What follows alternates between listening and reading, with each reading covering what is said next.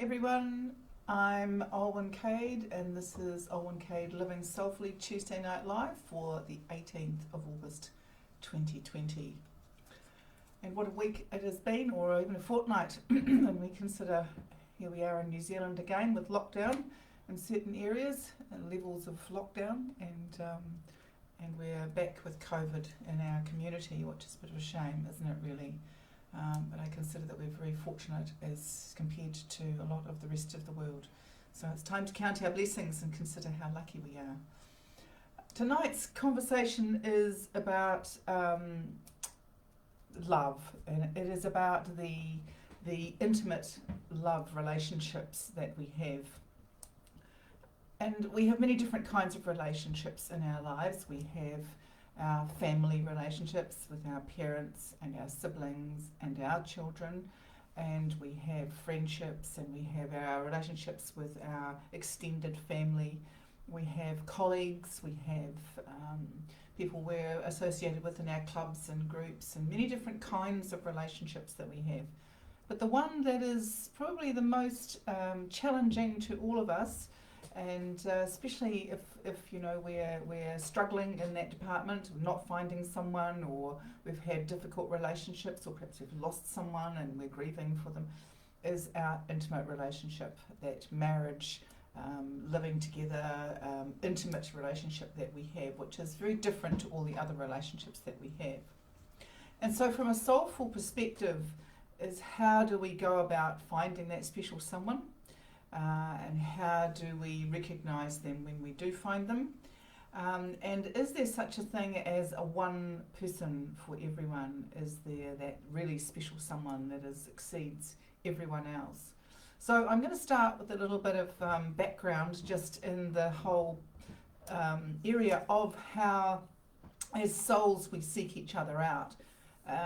And if I begin by saying to you that there's 7.8 billion people in the world at this present point in time, and there are those that you will see and meet up with, and you may meet up with them very briefly, just a hello in the street, even a smile at someone. You may meet up with them to the point of having a short conversation. You may have a collision in your car with someone. That's a meeting up with someone. You may meet up with them and form a friendship for a short time or a long time. You may meet up with them and have an intimate relationship. So there's lots of different meetups. But what I can say to you through the work that I do, through Light Path Journey work and all the study that I've done over these many years, is that we don't meet up with people for no reason. However brief our encounter may be, we certainly were meant to meet up with that person at that place, at that time. And for those people that we're never meant to meet up with, they will just be these people that are like background noise. You may see them, but you will not have any connection with them at all. And in many cases, you just won't even see them. They won't even see you. You will be invisible to them, and they will be invisible to you. So we don't have to. I think for me, when I started to understand that, I realised that I didn't have to go out there struggling to try and find people, find colleagues, find friends, find relationships. I just had to let the natural course of things play out, and in the right place at the right time people would turn up, and they still do. So I think that we need to take the struggle out of any kind of finding people, as we do finding things in our lives. It's the same thing. Take the struggle out of it. Just let it go and let it show itself to you. And so the purpose of our relationships that we have here in this incarnation, or in any incarnation for that matter, is for our enjoyment, it is for our growth, and it is for our learning. And so the type of relationship that we have will determine the type of growth and understanding that is available to us, and that we can get out of any relationship. And also, there is growth and learning for the other person in the relationship as well. It's never a one-way street. It's never about one person or the other. It's always about both people, or for the greater good of a group of people, a soul group of people. And so as we set about sort of trying to find relationships, things are certainly a lot different than what they used to be, aren't they, when we go onto the internet now, and I don't, but I know a lot of people who do, and start searching for that person, that special person. And I know a number of people who have found very special people in their lives. I know people in our family have. It's been very successful for them, and they have a very loving and really good intimate relationships with their partners. You know, they have a great understanding, they have a lot in common, and that's been very successful. There are, you know, in my parents' day, they used to go out to dances, and they would meet up there. They always used to talk about dances and how they met their loved one or their partner or whatever it was there, which was really interesting because, you know, that changed, and we went to hotels. We've done all sorts of places we go to try and find that special person. From a soul's perspective, one of the things that we have to be aware of is that there are lots of people out there that we will meet up with and have some kind of spark with, because we're remembering them. We're not meeting up with them for the first time. We're reconnecting with them. We know who they are. We've met them before. And so we will recognise them, and they will spark something in us that we recognise. And that will be because of other relationships we've had in past lives, things that have gone on there. They may also be people we have had intimate relationships with in past lives that we are meeting again, and this time perhaps not meant to have an intimate relationship with them, but we have that memory of it, and often we'll enter into a relationship with them that doesn't work, and it can often be good for a short time, but doesn't actually last terribly long, or is not meant to last long, and can be at times quite destructive.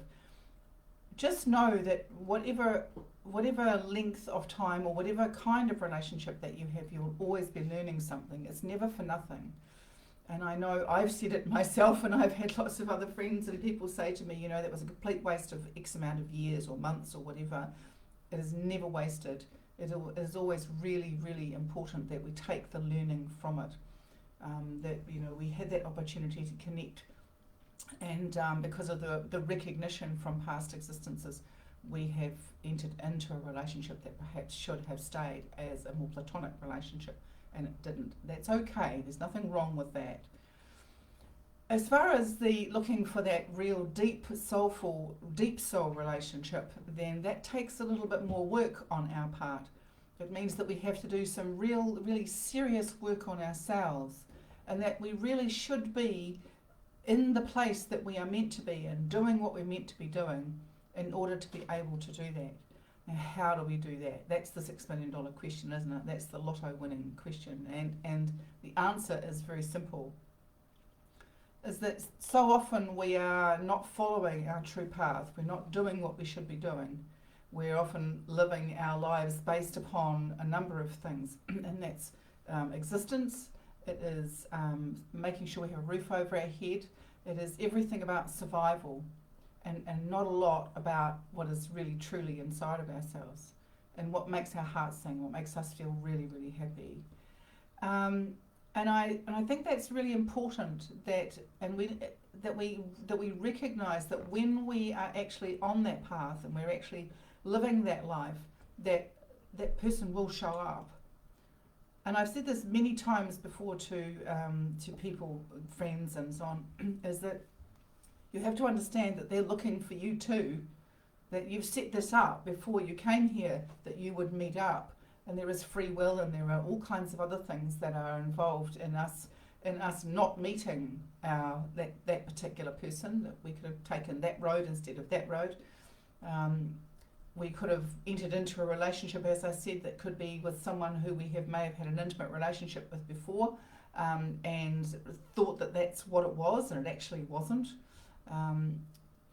And so by the time when we meet someone, perhaps we are in another relationship, or we're not in a very healthy state, in order to be able to recognise that this is the right person for us, or this is the person we should be meeting up with and having that kind of relationship. And the thing about the intimate relationship is that it is vastly different from anything else that we have. It is a friendship. It is a contract. It's a bond but it also has the intimacy part of it, which separates that relationship from all other relationships that we will have. And so because of that, it requires that we place all our faith and trust into that relationship in so many ways. And it is a very painful situation when it doesn't work or when it comes to an end. And there's often a lot of acrimony and bitterness and lawyers involved, which is quite a shame. Because if we could learn to see it from a more soulful perspective, from the soul's perspective, we would look at it totally differently. We would enter into it completely differently.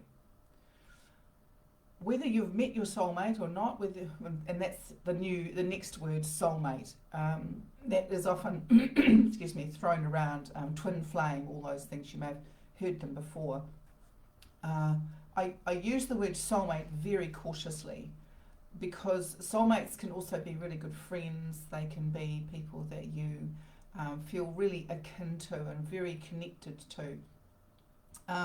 We use the word soulmate looking for that particular someone, that special someone. Sorry, excuse me, that special someone, whereas soulmate is a much broader terms. And the twin flame, well, I don't go into that road because I don't know a lot about it. And I'm more inclined to want to talk about the soul from the soul's journey perspective rather than from there.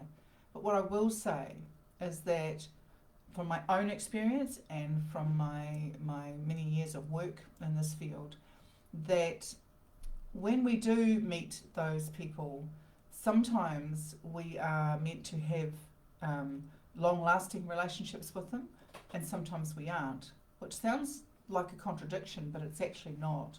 Sometimes you can have really short-term, really passionate, really intense relationship with someone, and that it's never meant to be long-term, but it is meant to come into your life. They are meant to be there to wake us up, and it'll be the same for them. So the energy behind it and the feeling behind it will be incredibly powerful and very passionate and very intense, and then it will come to an end really quickly. And you'll often be left reeling, thinking, what was that, and then we go through this whole thing of saying, I'll never trust and love again, and I'll never trust anyone else again, and I've had my heart broken. And those are the times we've got to be very careful that we don't go rushing into another relationship that we're not meant to, based upon the fact that we might recognise someone from that past existence, and just because we're hurt, that's the worst thing that we can do. So this whole process of looking for that special person, the needle in the haystack, as I put in the brief of this this program, is the magnet. We need the magnet to find the metal. The magnet is most definitely our own soulful path, is being on our best and soulful path that we can be on. Being very, very true to ourselves. That's really important, that we're very, very true to ourselves, that we are really who we are, and that we're not desperate, fearful, feeling as if we need someone else to complete us. I need the other person to complete me. That's not true. No one is there to complete you. That's your job. That's my job to complete me. No one else should do that for you. And it's really important that we are really listening to our insides and following what we feel strongly led to do from a positive aspect, not from anything that's fear-based.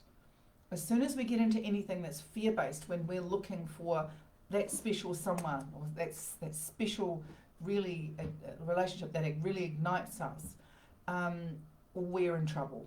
Because we are not going to find the right person, we are going to find someone else. Okay, we're going to find that person that is familiar to us, but not really the person that we're looking for. So I know, because I've done that more than once. And it's they came to the end, and they weren't always easy, but and I learned an enormous amount in them. I won't say that they weren't meant to be. I will just say that my reasons for being in them were based on anything other than self-love. And I think that self-love is really, really important in this situation.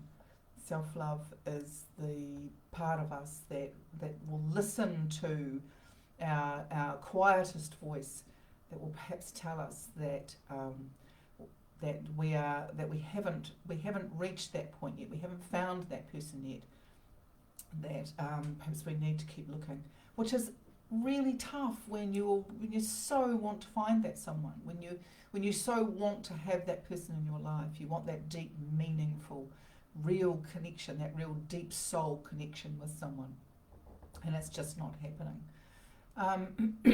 I think the other thing I want to say in this space, which is it's not about the soulful aspect of it, but it is just a kind of a little bit of insight. It's about when you meet someone, and if they are full on, straight up in your face, ringing you up all the time, wooing you, telling you that they want to marry you within a really short space of time, trying to control you. There's a whole range of things that they will do. That's a narcissistic relationship. It has nothing to do with a soulful relationship. A soulful relationship, when you meet that person, it will be really intense. You'll have a really intense feeling. But neither party will rush in there and start trying to change it. The other person will start trying to change you, or to manipulate you in any way, or to start pushing the relationship as fast as they can to somewhere that is beneficial to them but is not to you. So be very mindful of that, because quite often I've heard people say to me, "Oh, I've met my soulmate. Oh my goodness, they're so wonderful. They're ringing me up all the time, and they're always coming round here, and they're arriving at my work." And I'm like, "And how do you feel?" And they go, "Oh, I'm really good, but just a little bit overwhelmed." And I'm like, that's not a soulful relationship. I think you might have a narcissist on your hands there. I think you need to take a big step back.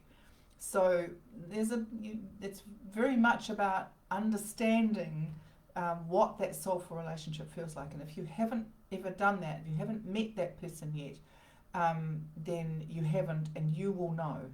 It's one of those things that you will know when you have met someone like that. But be mindful of what I've just said, because they can seem very alike in the beginning, but the end result is a completely different place, and you certainly don't want to be in a very negative relationship with any kind of narcissistic person, no matter what their gender or their agenda. Okay, excuse me, I've got a frog in my throat tonight. Hi Royden, how are you, my dear? I want to say hello to you. What about love for God, love for pets, deep prolonged levels of affection? Yes, absolutely. Well, those are relationships with your God, whoever that may be to you, and of course our dear pets. And Joe, there is something beautiful about meeting that person, instantly feeling, oh, there you are, that feeling that you've come home. That's very true. And it is like when we're meeting anybody again, as I said, it's almost like, oh, there you are, just like Joe said, oh, there you are, gosh, I wondered where you were and how long it would be. That's not what we say, but it is that recognising that person, going, yes, you feel so familiar to me. You feel like I feel like I know you already. And I think that's the one of the signposts along the way, is that, gosh, like that person feels so familiar to me that I feel like, we've known each other forever. Because you have, and that's one of the most important things. You can have that in a relationship with friends and so on, but it's when we get into our romantic relationships, I'll use it romantic rather than intimate, romantic relationships, then that can be very powerful. It's a powerful sign. As I said, don't get it confused with a narcissistic thing. That's totally different. But it's a very powerful thing. I wondered when I was going to find you. There you are. And it's almost like you want to go, hi. Oh gosh, that's right. We've met before, have we? So there's that feeling of wanting to go, gosh, and just stepping straight into perhaps something where you've been before, not even knowing or remembering where you've been before or how that's happened. But just this deep familiarity. and then this feeling of going, gosh, I just want to, meet up with that person again, or gosh, I feel like something's changed inside of me, or something's opened up, or they're very big feelings. I think that's big's very kind of not a great descriptive word, is it? I could probably go around into all the romance novels and find the words that would truly express it, but it is. It's like an expansion of yourself. You feel this expansion when you meet that person, and you just let go and be yourself. It's almost like you can't help yourself. You just have to drop all the facade. Those games that we play and the masks that we wear when we're going through the process of perhaps dating or going out with someone or whatever else, and we're doing the dance, and it's kind of like put on our best clothes and all our best behaviour, and we do that with the soulful, with our real deep soulful connection, the person that is that person for us and we are for them, but we pretty soon drop it. We don't hold it very long, because we don't actually need to have that kind of relationship going on. We don't need to go through that game, and it is a lovely feeling. It's a very special feeling,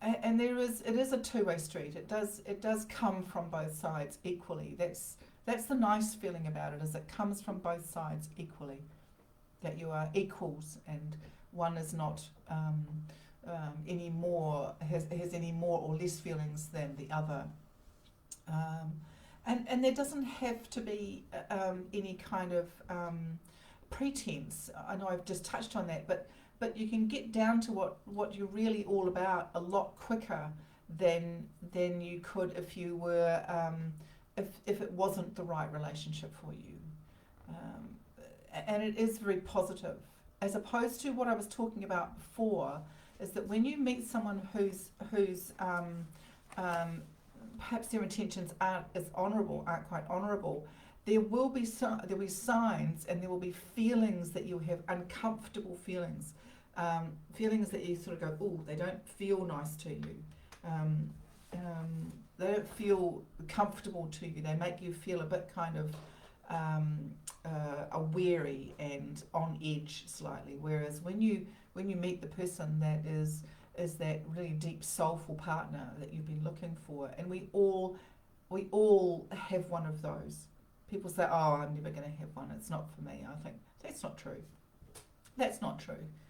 There is someone out there for all of us, and there is. It's just whether we're prepared to actually do the work and be patient and kind to ourselves, and really learn to be true to ourselves throughout the journey of finding that person and reuniting with them again. I think that's the lovely thing.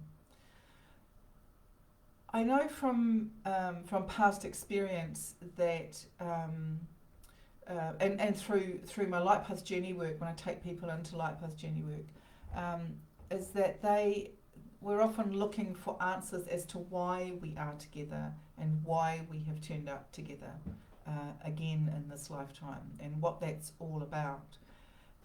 And it is, as I've mentioned before, it is always about learning. It is an opportunity to experience great joy.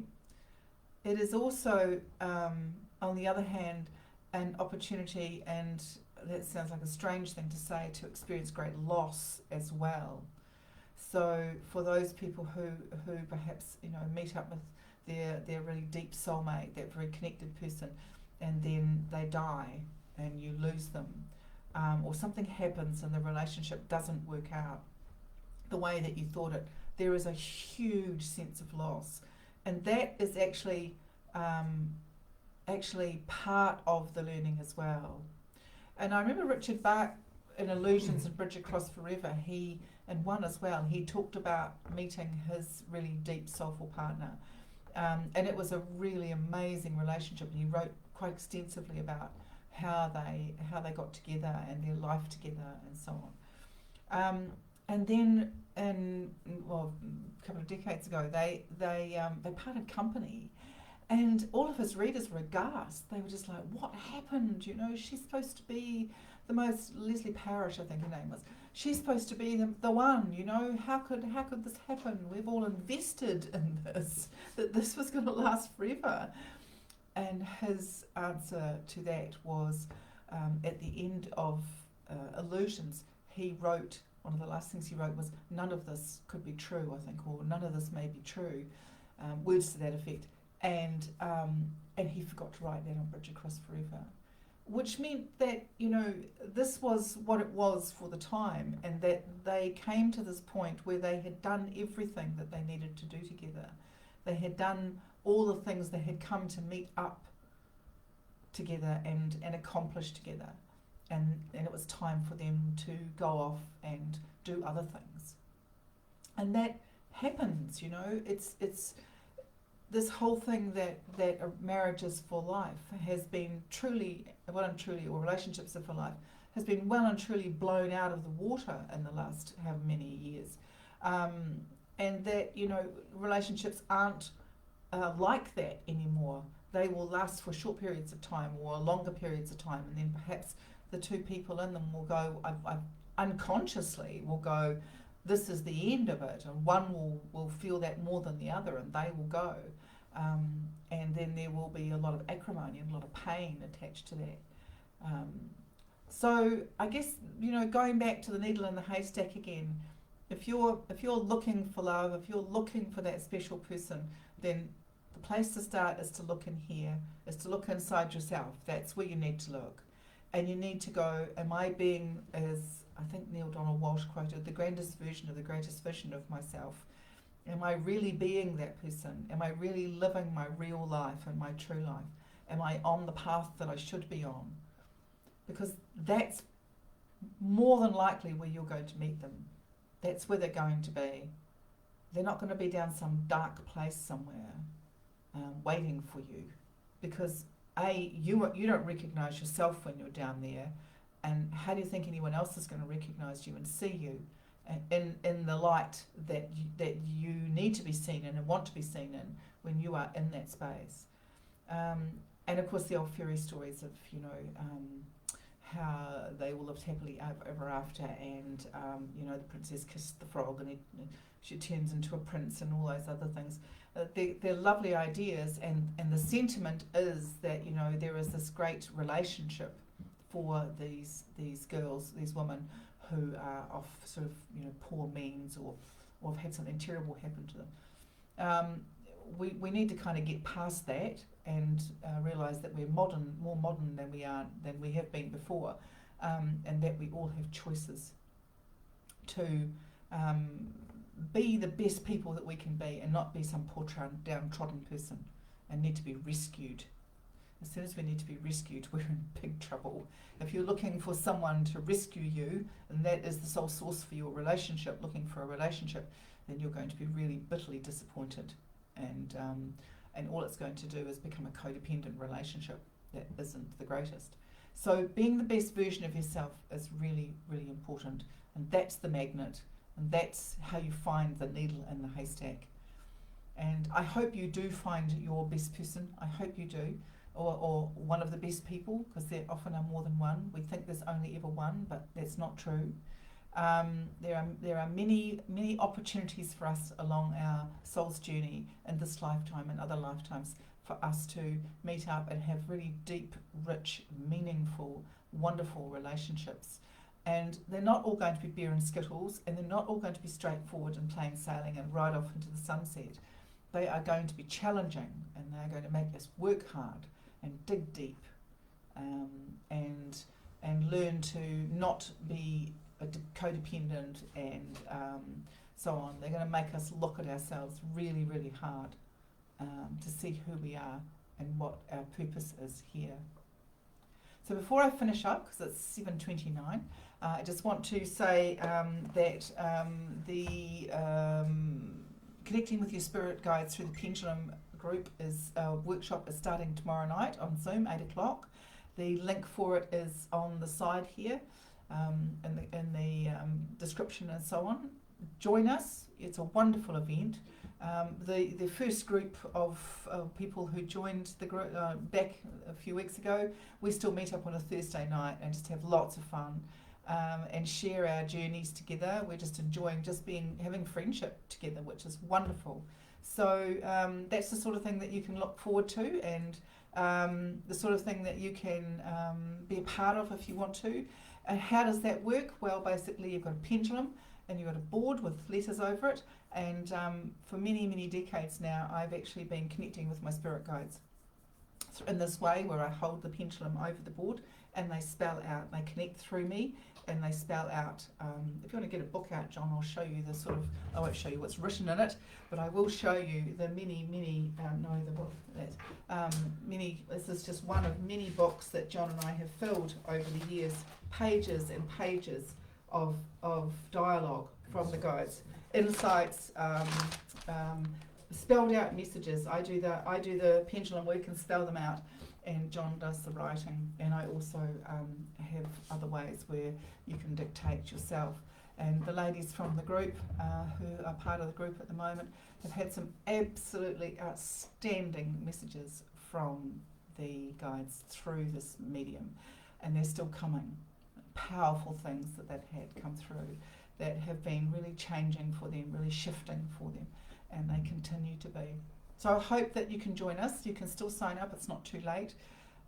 And I hope that you do find that love of your life. And if you've got them, enjoy them and make the most of them.